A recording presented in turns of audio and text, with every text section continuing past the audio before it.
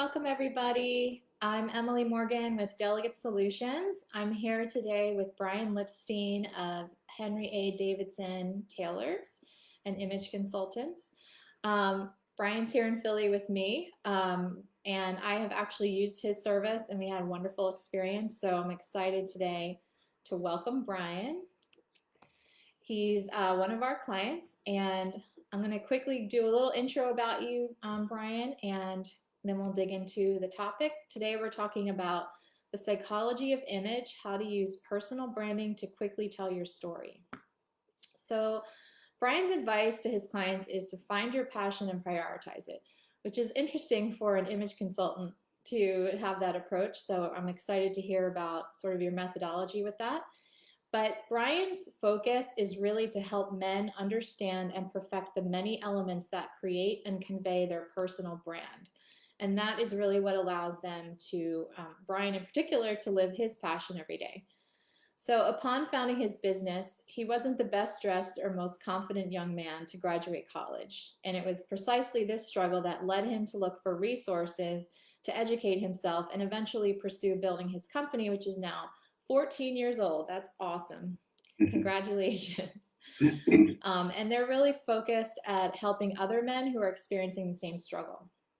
So the intricacies and detail that create our personal brands can be so minute, yet so powerful when properly aligned.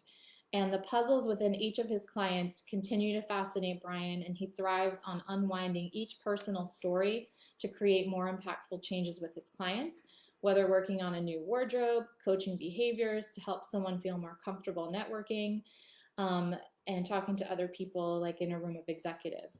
So he's the only male certified image consultant in Pennsylvania, which is incredible.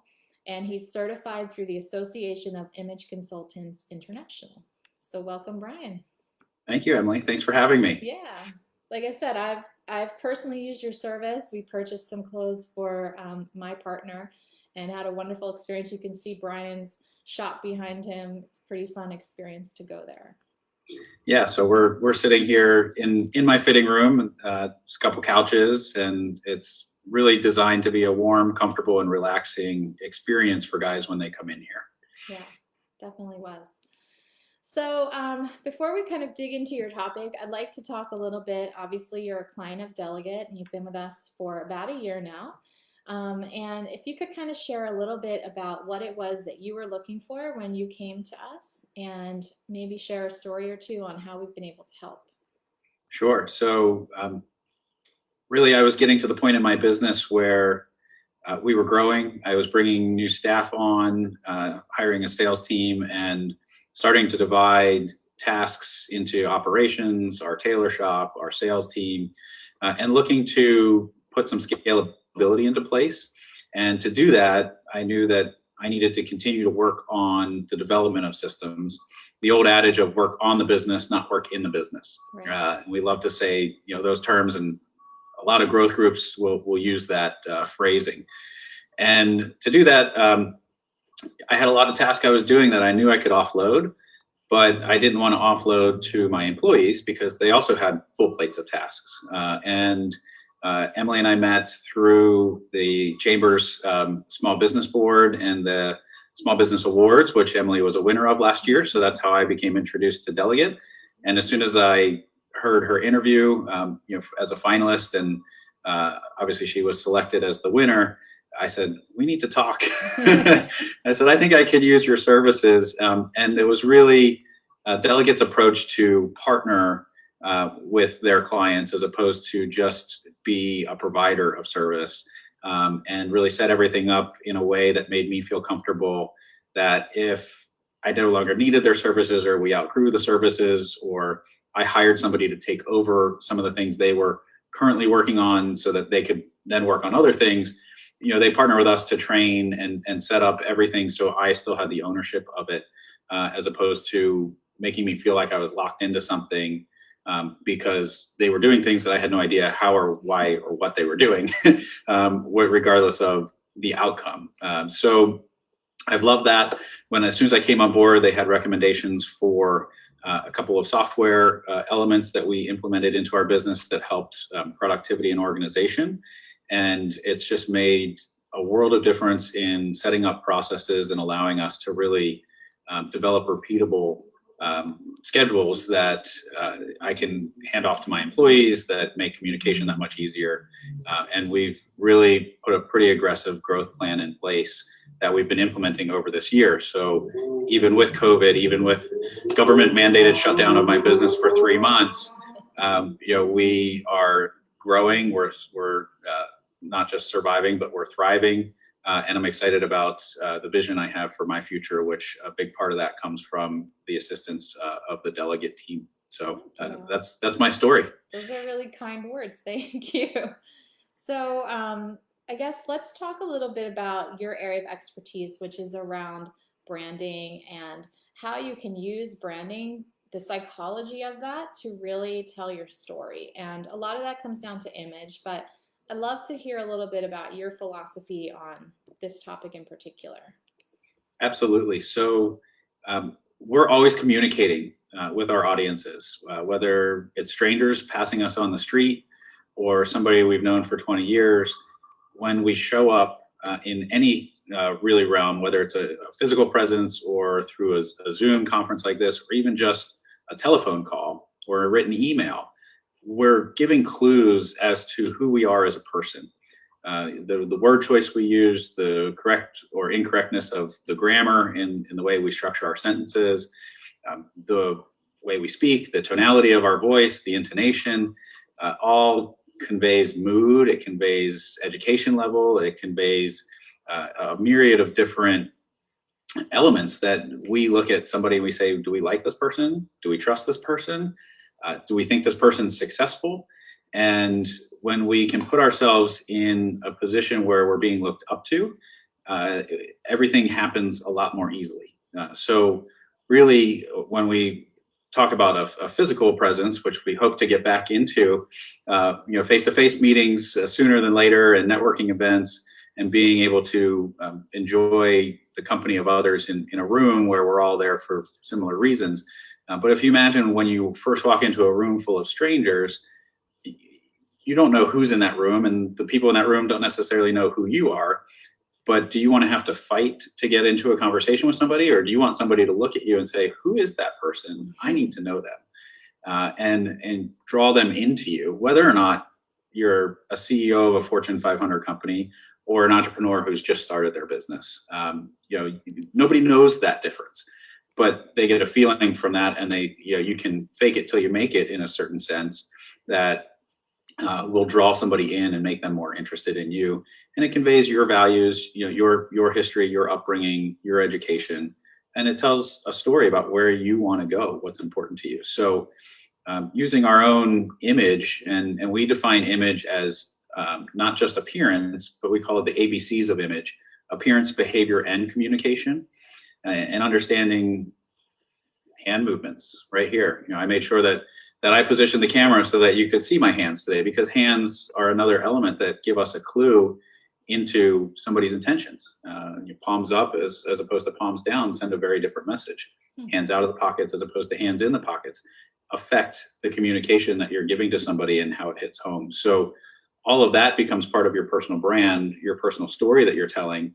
And what really happens is, when you can align all of those different details to be sending the same message and working in harmony with each other, the impact of your message becomes that much stronger. If you think about the reverse of that, where you have certain details communicating one story and other details communicating another story, what you're doing is you're creating confusion in your audience, and all of a sudden they don't know what to believe. Mm-hmm. You're not building trust with them. And of course, we all know that we don't do business with somebody we don't trust. We don't do business with somebody we don't like. So building that trust, building that likability, and that follow through starts from really before the moment you even get to open your mouth, if we're meeting in person. But if you're meeting digitally, obviously the words you say and how you say them really do matter. Yeah, I think first impressions are so important. Like, I've always believed that mantra, that how we present just in the first meeting really impacts how things are going to play out over time. Can you walk us through like how you approach working with your clients to address some of this type of stuff? Absolutely. So If somebody's interested in working with us, the first thing we want to do is get to know them. We might have a phone call for 15 or 20 minutes just to get some background information, make sure that it's worth both of our time to get together in person and continue the conversation. If somebody's calling me from Westchester, Pennsylvania, which is about an hour drive into the city, I don't want them to have to come all the way here just to find out we're not a fit to work together. So we'll do a little bit of relationship building first on the phone, make sure that a few key points are in place and aligned with what we're looking for in our clients, and make sure that what the client might be looking for is something we can offer to them. So we're really respectful of our clients' time, and we certainly don't want to waste any of that. One of the benefits we actually see of being able to design and build custom clothing is giving them a lot of their time back that they don't have to spend searching from store to store, dealing with tailors and alterations on other locations, and maybe not even being satisfied by the end of that. So first, that prospecting call happens. From there, if we decide to get together, we invite them to our showroom, or we're also happy to go visit them in their home or office if that's a service that they would like. And the beginning of that conversation starts with a lot of background finding. If we want to find out who they are, where they grew up, where they went to college, what their interests are, what their job position is, where they see themselves 2 to 3 years down the road in their job, who they interact with. Are they interacting with superiors? Are they leading a team where they require authority, in terms of that figure of that interaction? Or are they on an even playing field? So do they want to make everybody comfortable because they're interacting with others at a lateral level to them? What do they do on the weekends? What's their personal life like? So, I mean, the conversations, sometimes we joke that we're almost a therapy session with them. And sometimes it gets into that, which is okay. I enjoy getting to know people. As you read in the bio, I kind of call it their personal puzzle, and unwinding the puzzle and then putting it back together. So it's getting to know them, again, making sure that we can drive value, that they're the right fit to work with us, and that we're the right fit to work with them, so that it's a mutually agreed upon relationship that we'll then pursue into designing and building their wardrobe. From there, once we decide that's a good fit, then we go into fulfilling all the education with them. So I always say to my clients, we don't sell our clients anything.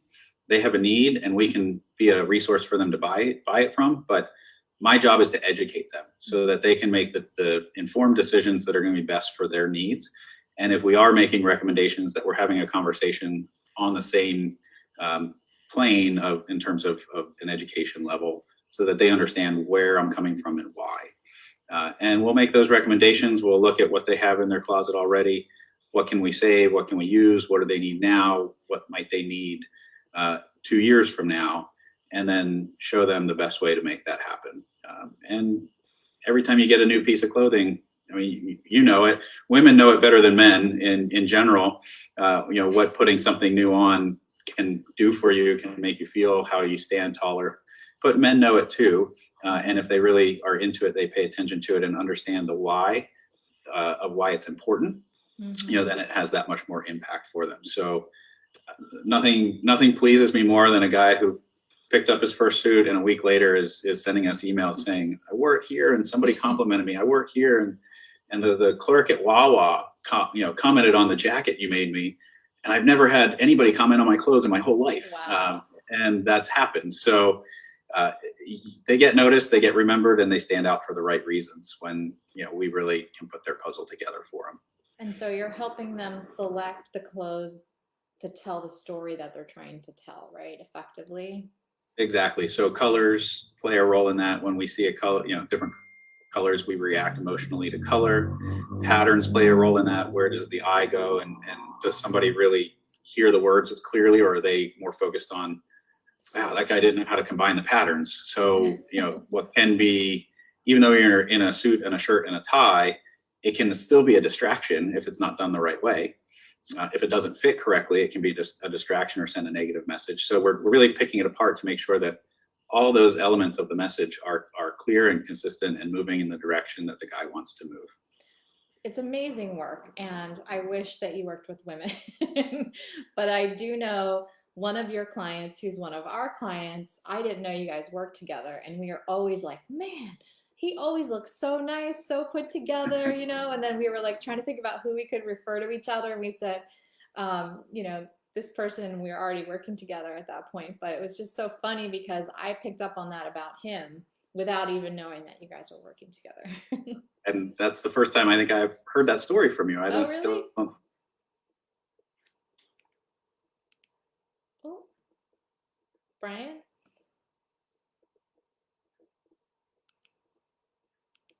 Well, I think we're frozen.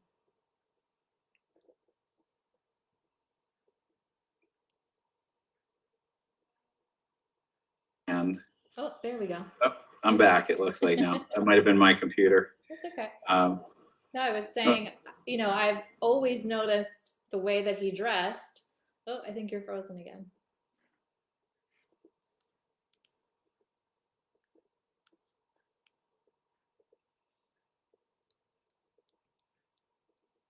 Back.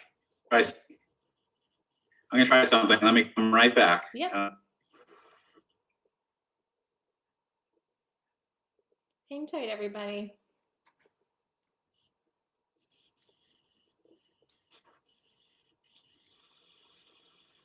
Let me see. Is that better? Yeah, I can hear you. You're frozen, but I can hear you. So.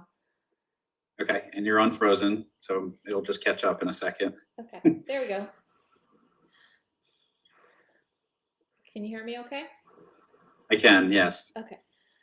Yeah, so my point was, I've always noticed what a nice dresser this person was, and I had no idea that he was working with you until we realized we shared a client in that way. Yeah, and that's great. I love that made showing up for work today worth it. That comment. Well, I have one more question. I guess, what are some of the challenges that your clients have when they come to you? Like, where do they get hung up in making the decision to work with you, and how do you help them through that? Sure. Yeah. So one of the ones I love is hearing from guys who say, I hate to shop, and just helping them realize that this is not a shopping experience, and finding out why they hate to shop. Do they think salesmen are pushy? Is it they don't have the time? They don't have the knowledge of how to put something together, so they're confused. It could be a lot of different elements that are coming into that feeling for them. So we dig a little deeper. We figure out what it is they don't like, and then we show them how this is different. A lot of guys have come in with that comment and left here saying, this was the coolest thing I've ever done. It is an experience. And they say, thank you so much for taking the time and spending the time and sharing everything that we share with them. So it really is an educational journey. And whether we've worked with guys who are in high school going into college, if their parents are buying them something, all the way up through, I have guys in their 60s and 70s I've worked with who we take through our educational experience, and they say, I never knew this. My whole life of dressing, I've worn suits, and I never knew any of this about the suits. So sometimes it's a price, objection. And again, that price objection typically comes from that misunderstanding of what a low quality suit is versus a high quality and the differences that exist. Mm-hmm. So the education really solves a lot of that and helps them understand that the finished product, and I started in the same exact place.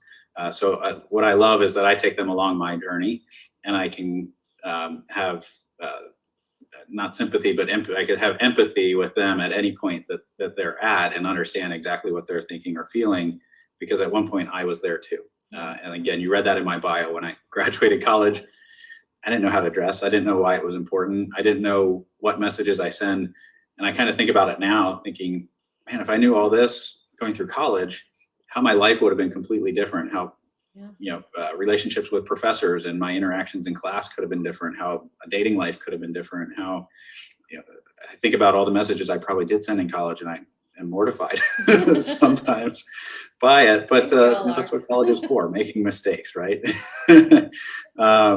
So it's them understanding it. But when you see a suit jacket, take the sport coat I have on, for example, and all you look at to make a decision is the price tag on it. Of course, if you don't know any of the difference, you're going to go with the one that costs less, and then you may not understand why wearing that isn't comfortable, or the issues that you say, I hate to wear dress clothes, may exist simply because you picked an inferior product, and that could all go away if you made a little bit more of an investment. So guys have all kinds of different objections or questions or worries when they come in. And, back to, we don't sell you on anything. I've had all those questions and worries myself. I just have a curiosity that I explored answers to that. And I found there's practical answers that make sense and really give you more background to understand how to make those decisions and why to make those decisions. And if a guy's really ready to invest in himself, then this is the place he really should be thinking about coming, because that's all what we're all about is, part of our mission that we've built this year, along with our core values, is helping individuals feel better about themselves and improve their lives. Yeah. That's what we're here to do.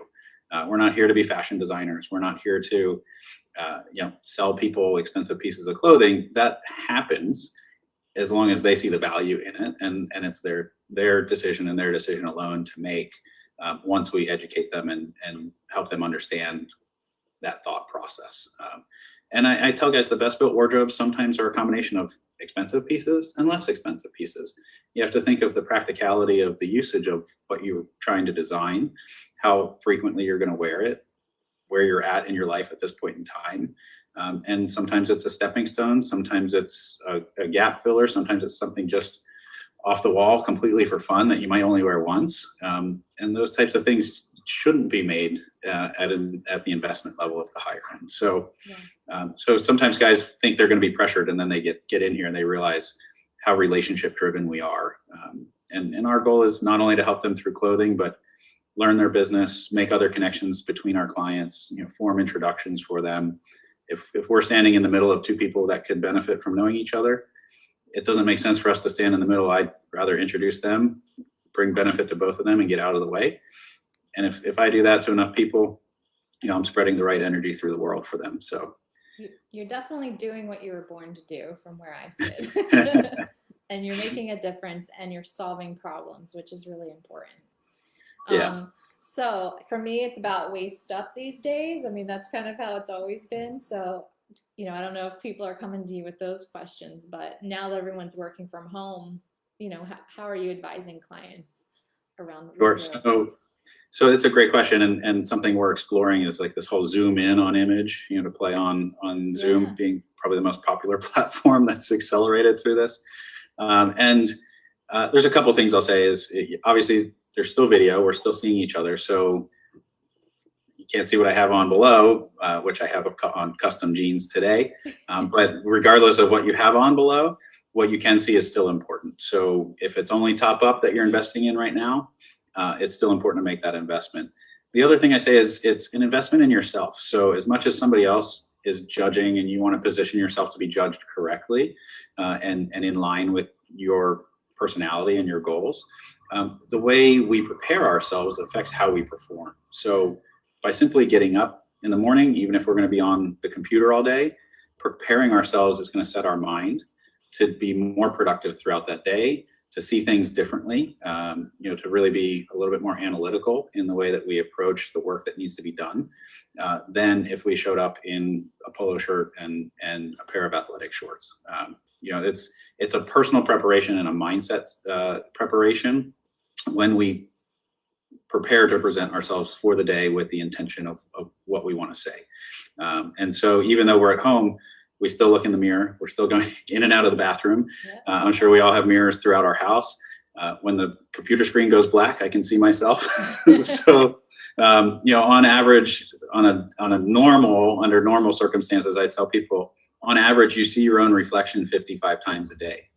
And the power of the subconscious is going to either reinforce the conscious thought of when you took that final look in the mirror and said, I feel great, I'm ready for the day. Imagine telling yourself that 55 more times throughout the day, versus the opposite of that, when you looked in the mirror and you said, yeah, I'm doing okay, I'm good enough for today, right? Then 55 more times throughout the day, you tell yourself, yeah, it's good enough, it's good enough. And that we know slides very quickly down the other way. So it's an uplifting and a personal preparation, and if you take pride in yourself, you take pride in your work. If you let yourself slip, you'll let your work slip. And that happens subconsciously. We don't notice it. It's such small little steps that when you go back after 3 months of that, you'll be like, man, I'm here or I'm here. The line's And way back there. yeah. That you crossed. And so not forgetting that, and that mental preparation for ourselves is really important, even though we are still working from home. And if we are dressing casually, I always say casual doesn't mean sloppy. Casual dressing is okay, but a polo shirt shouldn't be hanging off your shoulders. It shouldn't be so big on you that it's a tent, right? If you're wearing a polo shirt, have it fit you. Dress with that intention that shows you're paying attention to the detail for yourself, because that translates then that you pay attention to the detail of your work. Yeah. Well said, and definitely giving us a lot of insight into the psychology of branding in a way that I don't know that I've ever thought about. So thank you. That's my job, to open your mind. So the big question on the table is, do you work outside of Philly? Because we have lots of people outside of the city. We do, yeah. So I have clients from New York to Louisiana and out to Las Vegas and California. We've figured out ways to work remotely with them through Zoom, as long as they have a partner that can do some measurements if we need any measurements taken. And we'll do consultations with fabrics, and the conversation can happen certainly digitally. It doesn't have to be in person. Personally, I travel in a radius. I've traveled probably out to Harrisburg, down to DC, up to New York, and to the Jersey Shore. So if we are looking at traveling, we do that. A lot of guys like to travel to us because the experience when they get in here, they can kind of forget about everything else and really focus on this, versus me seeing them in their office where it's, oh, the phone's ringing and this and then I've had guys I showed up to who told me they were looking for something in particular, and then through the conversation I get there and they're actually looking for something different, so I didn't bring the right materials, and we ended up wasting both of our time. So when guys come see us here, we have everything at our fingertips. Right now we have roughly about 30,000 swatches of cloth. Wow. That may sound overwhelming, but once we get through all of that conversation, we're going to pare that down and show them their probably top 3 to 5 to make a decision from. So clients don't have to worry about looking through everything we have. Our job is to know it like the back of our hand, and we do.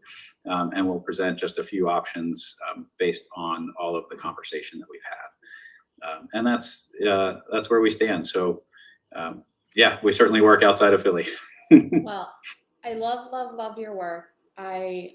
I love how passionate you are about what you do. It really shines through to differentiate what you have within your business. And kudos to you for figuring out how to pivot during COVID to really be able to serve people through Zoom. That's a huge win. Thank you. Yeah, it's been a challenge, but it's kind of been fun. It's kind of been, it's everything a business owner experiences, right? You have your fun days, you have your frustrating days, but I love a good challenge, and I'm pretty hard-headed, so I'll see that challenge through, with the exception of the rule of insanity. I won't continue to do the same things and expect different results, which a lot of guys tend to do that as well. So just bringing that all around, helping our guys accomplish what their goals are is what our mission becomes. Awesome. Well, to wrap up, is there any kind of special or promotion that you have going on right now? Anything cool you're working on? So we don't typically, we're not a firm that believes in discounting product, but occasionally our suppliers and partners, we really look at them as partners, will come to us with an offer. And so currently we've been running an offer with the fabric mill Dormay, is one of our top fabric mills and one of the top names in fabric in the world. And what they're offering is 20% off cloth, as well as when a jacket and pant cut length are purchased, they're offering a second pant length of cloth for free. So it's an added value with that purchase. And that's not us, that's the mill offering it to us so that we can offer it to our clients because of our relationship with them. So that is only running until Labor Day. We're in the final week of offering that, and it's been a really attractive offer that's probably helped us come back from the COVID shutdown as strong as we did. So we've seen great success with it, and it's actually strengthened our relationship with the mill, that we're going to be able to offer other things in the future. But right now, that's the particular offer that's going on for the remainder of this week. Sounds like a win-win. And where do people go to connect with you? Sure. So they can find us online. If you Google Henry Davidsen, obviously we'll come up right there. Our website is henrydavidsen.com. And just note that Davidsen is spelled with an E and not an O in it. It's the Nordic, there's roots in the name back to Norway. And so that's the way they spell Davidsen up there. They can call us. The store number is 215-253-5905. And there will be an automated answering system, but if they just hit 1 right away, they'll be able to get through to a live person immediately. And then, of course, all of our social media platforms, Facebook, Instagram, LinkedIn, Twitter, Pinterest, all of our handles are at Henry Davidsen. So just take the A out of anything that you're doing online with us. The A is our formal business name, Henry Alexander Davidsen. And we just, in our digital properties, it's all just Henry Davidsen. And who's Henry Davidsen, just for my own personal knowledge? Sure. So it is a story that's a little bit buried on our website, but it's there.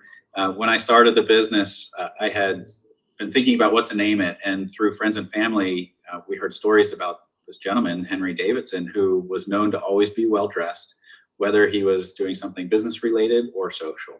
So he was a guy that paid attention to his image when he left the home, and even when he was at home. And because of that reputation that he was known for, we kind of looked at what we were trying to do with our clients. And what we said is, when our clients are done working with us, we want them to have that reputation. So we decided to honor him and his reputation by naming the business Henry A. Davidsen.